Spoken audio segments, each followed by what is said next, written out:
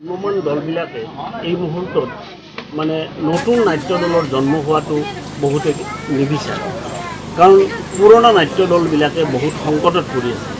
কিন্তু আমি সেইটো নহয়, যদি নতুন নাট্য দলৰ সৃষ্টি নহয়, নতুন নাট্যকাৰৰ সৃষ্টি নহ'ব, নতুন শিল্পীৰ সৃষ্টি নহ'ব, আৰু নতুনত্বক আগবঢ়াই লৈ যাবলৈ হ'লে আমি নতুন দলৰ জন্ম দিব লাগিব। গতিকে মই ভাবোঁ ৰূপেন লখৰ ডাঙৰীয়াই এই মুহূৰ্তত এটা বলিষ্ঠ পদক্ষেপ লৈছে আৰু সফল হ'ব। এইকাৰণে সফল হ'ব, আজি অসমৰ যিবিলাক ভ্ৰাম্যমান নাট্য দল, সেইবিলাক নাট্য দলে ইতিমধ্যে এই বছৰ নাটক নকৰাৰ সিদ্ধান্ত লৈছে।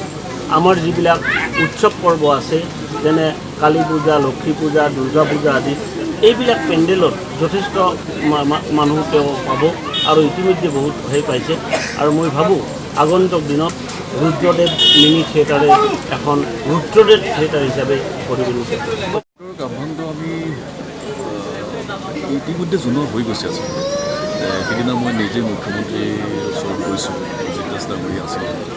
আগতে আমি স্মাৰকপত্ৰ প্ৰদান কৰিছোঁ যে আপোনালোকে এটা কাম কৰিব, শিল্পীখন যিটো ভ্ৰাম্যমান থিয়েটাৰ নহ'ল, গতিকে ভ্ৰাম্যমান থিয়েটাৰ নহ'ল, গতিকে এই যিখিনি শিল্পী, এই শিল্পীখিনিৰ এই বছৰ যিটো এটা চলিবলৈ যথেষ্ট অসুবিধা হৈছে। গতিকে তেওঁলোকে তাৰ পৰা পইচা পাই আছিল, চলি আছিল। এতিয়া পইচাটো ৰাস্তাটো বন্ধ হৈছে, তেওঁলোকে চলিব পৰা।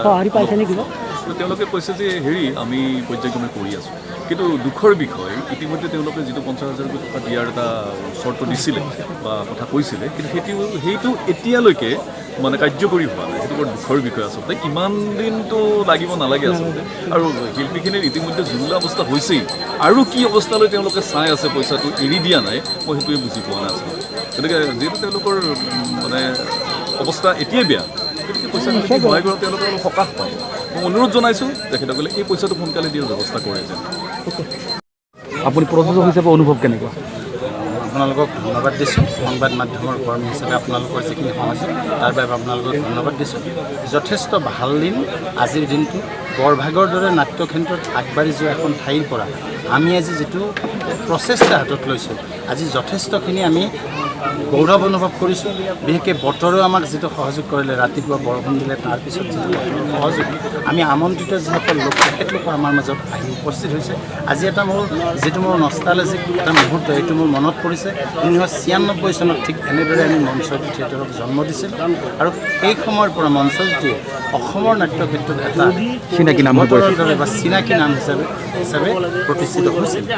কিন্তু তৈলোক্য শৰ্মাদাৰ মৃত্যুৰ পিছত যদিও মঞ্চজ্যোতি থিয়েটাৰ আজি ঢুকাই গৈছে, তথাপিও আমি আজি এই বৰভাগৰ সংস্কৃতিকান বৰভাগৰ পৰা এখন ৰুদ্ৰদেৱ মিনি থিয়েটাৰ হিচাপে আমি এটা নাট্যযাত্ৰা আৰম্ভ কৰিছোঁ। আমি আশা ৰাখিছোঁ আপোনালোকে, ৰাইজে, অসমৰ নাট্যপ্ৰেমী ৰাইজে যদি সহযোগ আগবঢ়ায়, হয়তো এদিন মিনিটো তাৰ মাজত নাথাকি ৰুদ্ৰদেৱ থিয়েটাৰ হিচাপে আমি অসমৰ নাট্যক্ষেত্ৰত প্ৰতিষ্ঠা লাভ কৰিবলৈ সক্ষম হ'ম।